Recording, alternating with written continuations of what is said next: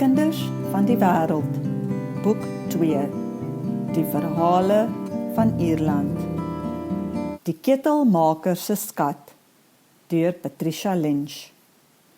Timmy Jim het met sy baas, Ayala Crasher, rusie gemaak. Hy loop in die modderpad met die hande in sy sakke. Die reën drup uit die lug en uit die bome, tot die eensame ketelmaker papsop nat is. Hy is al half jammer oor die rusie, maar hy is vasbeslote om nie terug te gaan nie. Die reën hou op.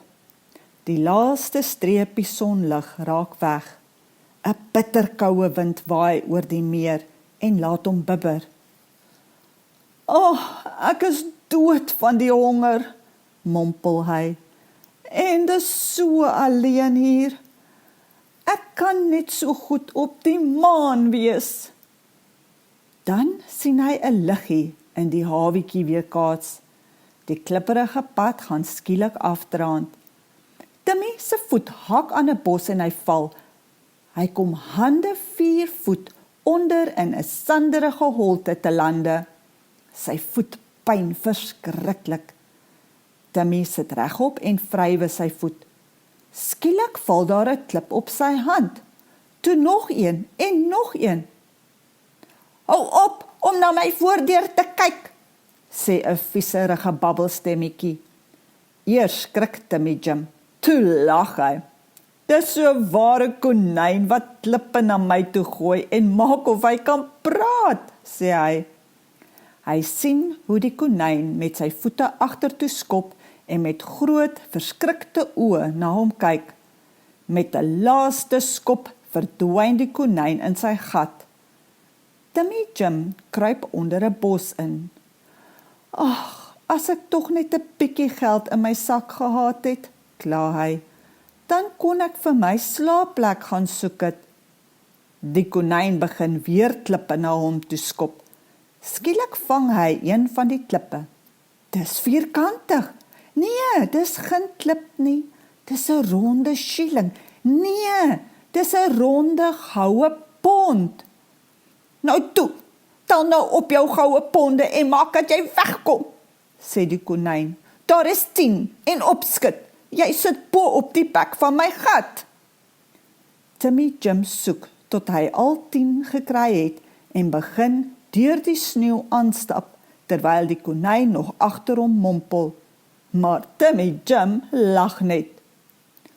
Toe Timmy Jim naby die kant van die water kom, sien hy 'n ry vervalle huisies. Daar is geen deure en vensters nie, en net een van hulle het nog 'n dak. Uit die huisie skyn 'n lig. Timmy loop na die huisie toe en sien 'n pieperige vuurtjie in die hert. Daar is niemand binne nie.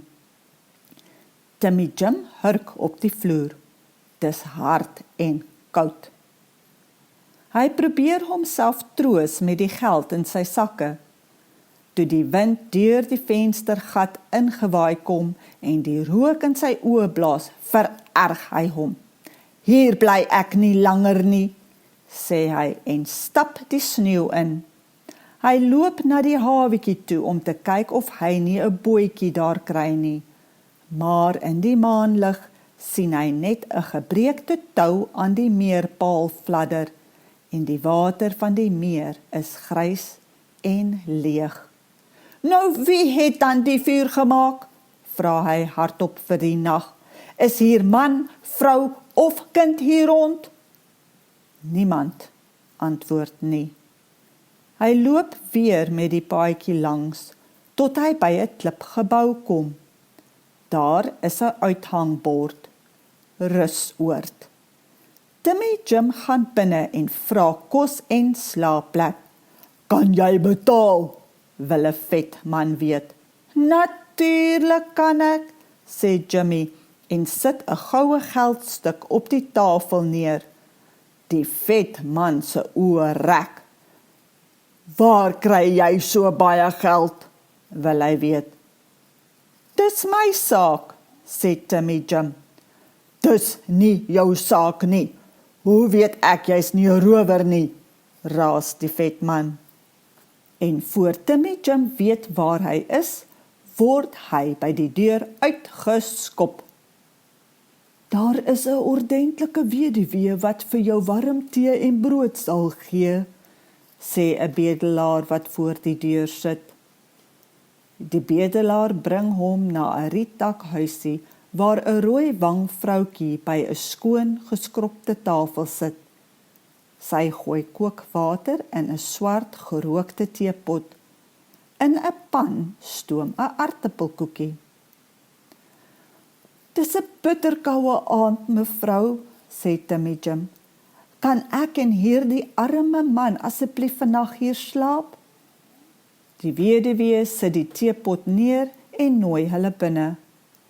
Maar hulle het skaars gaan sit, toe klop iemand daar aan die deur. 'n Konstabel kom met sy duime en sy lyfband ingehak die kamer binne. "Waar is die rower van wie ek hoor?" sê hy. Timmy Jim gee 1 tree by die man verby en naal van die huisie af weg. Elke keer as hy gaan staan, hoor hy voetstappe agter hom. Dan hardloop hy verder.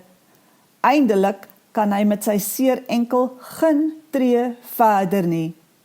Maar dis mos nie die konstabel wat agter hom aankom nie. Dis die bedelaar, Dominic O'Reilly. "Magies, maar jy kan hardloop," sê Dominic. "Jou lekker ou rower." "Ek is geen rower nie," sê Timmy Jim.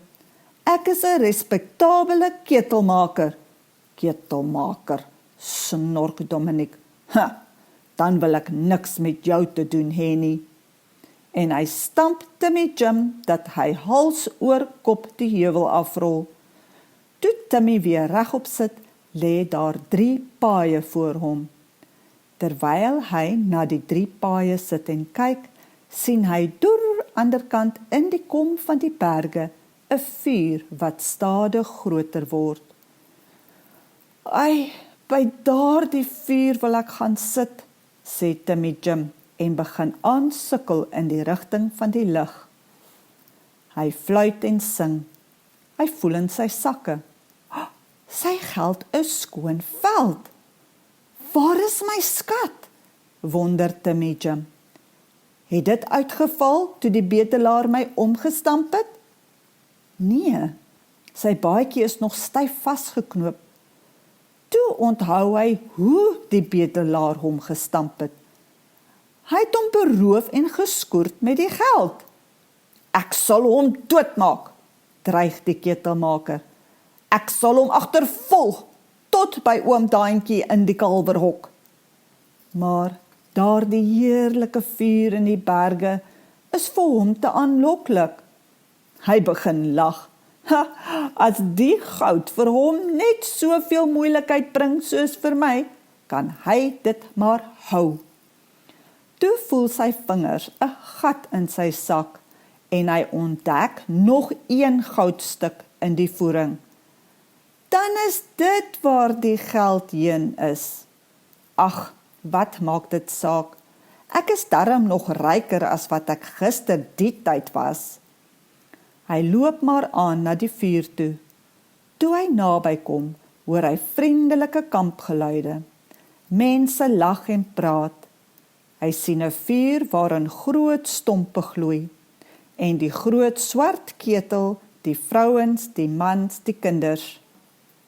Toe Timmy Jim opkyk, kyk hy reguit in 'n Alla kan Crusher se oë. "Welkom terug, Timmy Jim," sê die ketelmaker. "Ek het na jou stories verlang." "Ek sal jou die mooiste storie vertel wat jy nog ooit gehoor het," sê Timmy Jim. "Dis van 'n ketelmaker se skat en hier is die laaste goue pond wat hy oorgehou het." Hy sit sy laaste goue pond in Ayala Hans Krechner se hand.